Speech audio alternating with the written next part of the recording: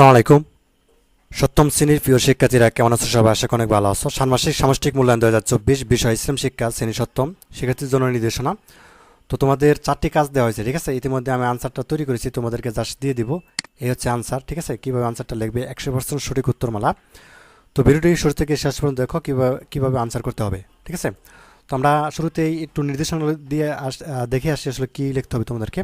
তো তোমাদেরকে বলি যে আসলে তোমাদেরকে 4টি কাজ দেওয়া হয়েছে, ঠিক আছে? তো আমরা যদি এখানে একটু খেয়াল করি যে আর তোমাদের শিরোনাম হচ্ছে অভিজ্ঞতা বিনিময়ের মাধ্যমে ইসলামী উৎসবের পরিকল্পনা তৈরি। এটি হচ্ছে তোমাদের অ্যাসাইনমেন্ট শিরোনাম, এটা সবার উপরে লিখতে হবে। আমি ইতিমধ্যে লিখেছি, এখানে নিশ্চয়ই দেখতে পাচ্ছ, ঠিক আছে? উত্তরটি সম্পূর্ণভাবে লিখেছি। তো কীভাবে লিখবে সেটি দেখাচ্ছি। তো এখানে দেখো, তোমরা নিশ্চয়ই ঈদ বা ঈদে মিলাদুন্নবী বা বিয়ে ইত্যাদি সামাজিক ধর্মীয় অনুষ্ঠানে গিয়েছো, তো আয়োজনে অংশগ্রহণ করেছো। তো এরকম একটি ইসলামী সামাজিক অনুষ্ঠানে তুমি ইসলামী যেসব রীতিনীতি পালন করেছো বা করতে দেখেছো বা শুনেছো, সেই অভিজ্ঞতার আলোকে নিচের কাজগুলো করো, ঠিক আছে? তো 4টি কাজ দেওয়া আছে। প্রথম কাজ নাম্বার 1, ইসলামী উৎসবের কথা বলি। তো ইসলামের বিভিন্ন উৎস থেকে পাওয়া তথ্য এবং তোমার অভিজ্ঞতার আলোকে ধর্মীয় ও সামাজিক উৎসব অনুষ্ঠানগুলোর নাম লেখো, ঠিক আছে? এখানে বলা হয়েছে যে ইসলামের যে বিভিন্ন উৎসব পালন করা হয়, ঠিক আছে, ওই উৎসবগুলো থেকে, ধর্মীয় বা সামাজিক উৎসবগুলো থেকে তোমাদেরকে নামগুলো লিখতে বলা হয়েছে। তো চলো, ক নাম্বার উত্তরটি খুবই সহজ, আমরা এটি উত্তরটি দেখি নেই প্রথমে। তো দেখো, সপ্তম শ্রেণী ষান্মাসিক মূল্যায়ন 2024 বিষয় ইসলাম শিক্ষা, তারিখ হচ্ছে 3/7/2024। অভিজ্ঞতা শিরোনাম দিয়েছি, অভিজ্ঞতা বিনিময়ের মাধ্যমে ইসলামী উৎসবে পরিকল্পনা করি।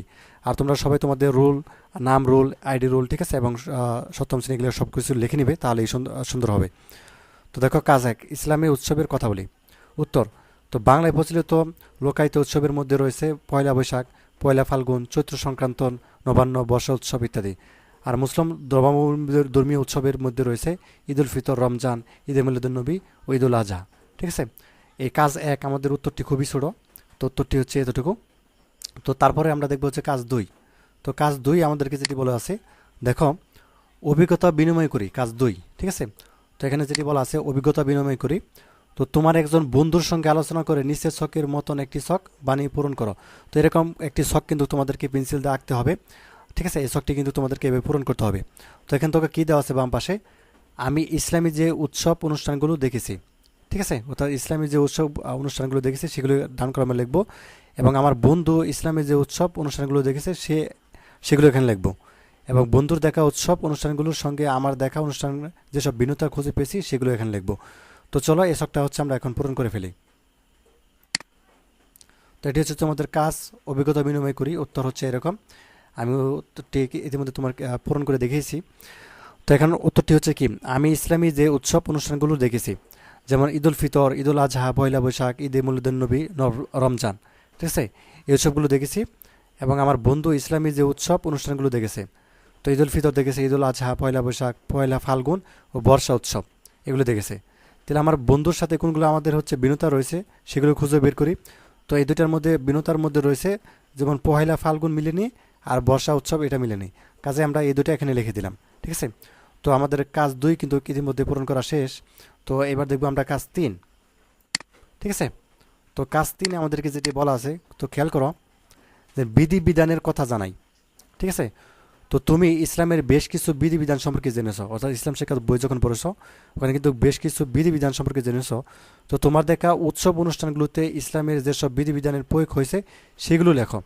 তো চলো, কাজের 3 আমরা উত্তরটি দেখি। কাজ 3, বিধিবিধানের কথা জানাই। উত্তর 1, বিয়ের অনুষ্ঠানে বিধিবিধান। মহান আল্লাহ বিয়েকে মানবজাতির প্রতি অনুগ্রহ হিসাবে উল্লেখ করেছেন।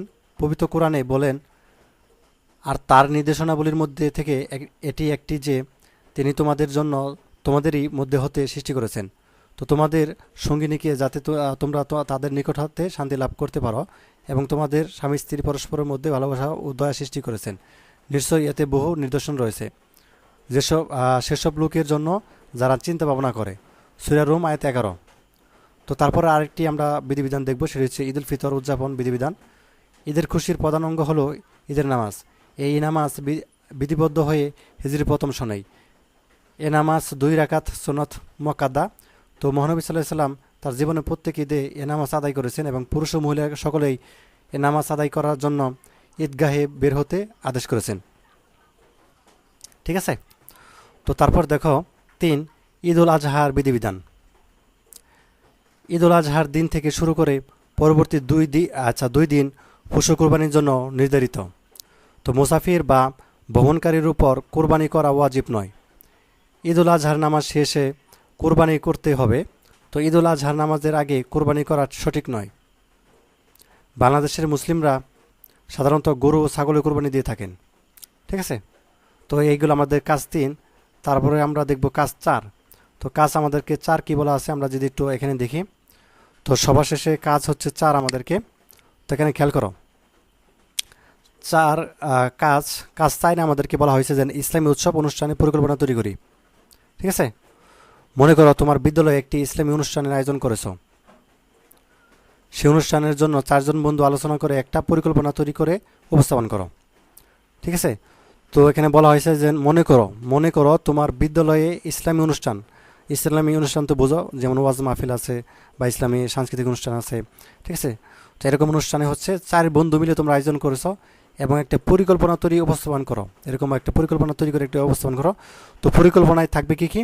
সময়, স্থান নির্বাচন, আমন্ত্রিত অতিথি নির্বাচন, দায়িত্ব বন্টন, নিয়ন্ত্রণ চিঠি, অনুষ্ঠান সূচি। ঠিক আছে, অথবা আলোচনা সূচি একই কথা। আর অনুষ্ঠান সংশ্লিষ্ট কোরআন হাদিস বাণী প্রার্থনামূলক হামদ বা নাত। তো চলো এই 4 নাম্বার কাজ উত্তরটা আমরা এখন দেখি। তো কাজ 4, ইসলামী উৎসব অনুষ্ঠানের পরিকল্পনা তৈরি করি। সময় ও স্থান নির্বাচন।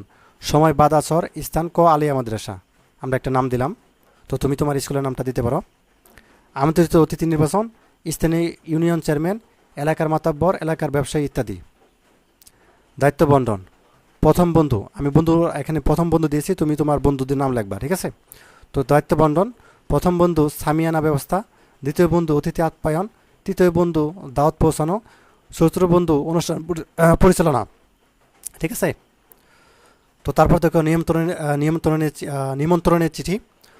তো এবার নিমন্ত্রণের চিঠি যেভাবে লিখবা সেভাবে হচ্ছে এরকম যে শুধু আসসালামু আলাইকুম, আসলে 4 জুলাই রোজ বৃহস্পতিবার কোয়ালিয়া মাদ্রাসায় এক বিশাল ওয়াজ মাহফিল আয়োজন করা হয়েছে। উক্ত অনুষ্ঠানে আপনি বা আপনারা সবাই আমন্ত্রিত। ঠিক আছে, এইভাবে হচ্ছে লিখে দেবা, তাহলেই হয়ে যাবে। আর অনুষ্ঠান সূচি, তো বাদ আসর কোরআন তেলাওয়াত, দ্বিতীয় বক্তা বয়ান সন্ধ্যা 7টা, প্রধান বক্তা বয়ান 9টা। ঠিক আছে, তো এইভাবে হচ্ছে তুমি এই কাজ 4 ইসলামী উৎসব অনুষ্ঠান পরিকল্পনা তৈরি করি এভাবে সুন্দরভাবে লিখে দেবা, তাহলেই হবে। ঠিক আছে, তো এই ছিল তোমাদের হচ্ছে ষান্মাসিক সামষ্টিক মূল্যায়ন 7ম শ্রেণীর ইসলাম শিক্ষা বিষয়ের নমুনা উত্তরপত্র। তো ধন্যবাদ সবাইকে ভিডিওটি দেখার জন্য। আল্লাহ হাফেজ।